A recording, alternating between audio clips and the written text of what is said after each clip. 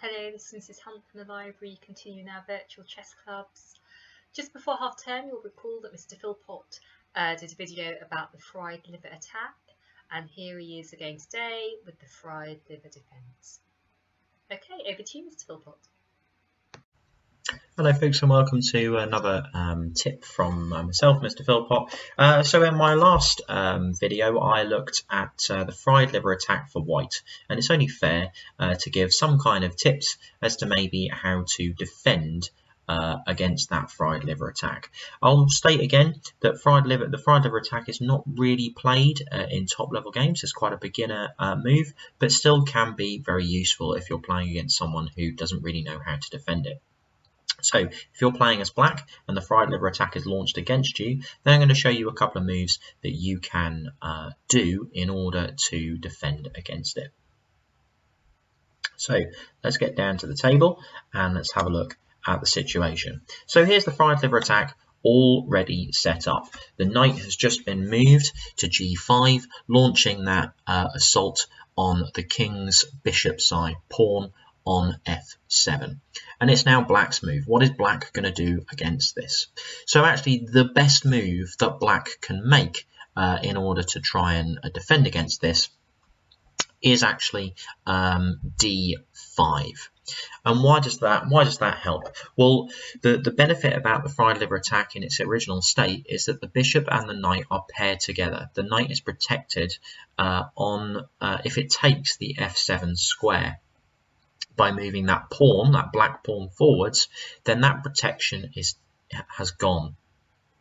Now, of course, what is white going to do in this situation? The worst thing for white to do would actually be to take the pawn with the bishop, because all that would happen is that you could lose the bishop with the knight.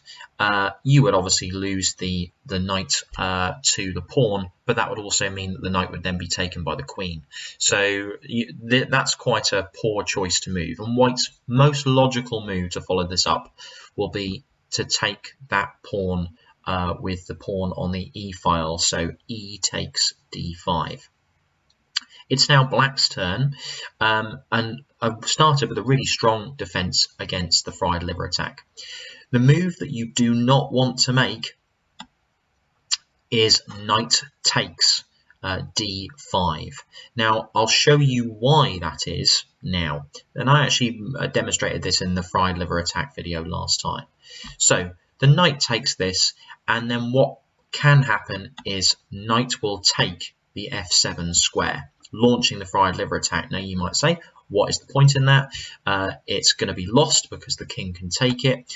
The king has immediately lost its castling rights, and also an assault can be launched by the queen to f3. And there are several scenarios here in which checkmate can actually result from this position for white. So let's reverse the board back to where we had it.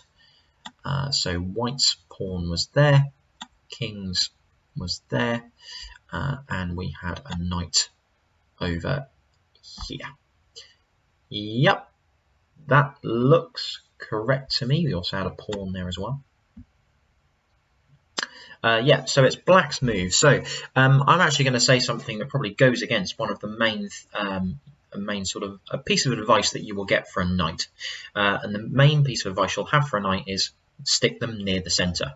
Around the edges of the board, they lose some of their benefits. Obviously, knights can only attack in L shapes, and by placing it on the side of the board, it loses half the squares that it can reach. But actually, in this case, putting a knight on the edge of the board has major benefits. And the research that I found is that the best move to play here is knight to a5. Now, what's the benefit of this? Well, if they launch the fried liver attack, the same thing could happen, but that queen move out is no longer a viable option. Also, you've got this threat to the bishop on c4, threatening that could be taken as well. after the fried liver attack has reached its end. So that really is the best way to defend against it. And there might be a series of moves here that will actually mean that black has around about the same chance of winning as white does. So if you have an opponent who plays the fried liver attack, that's really the best way to defend against it. It's pawn to d5. White will usually respond with e takes d5, and then the final move, knight to a5. So thank you very much for watching. Hope that's been useful. Keep sending in your tips to Miss Hunt, and I'll see you very soon. Thank you so much, Mr. Philpot.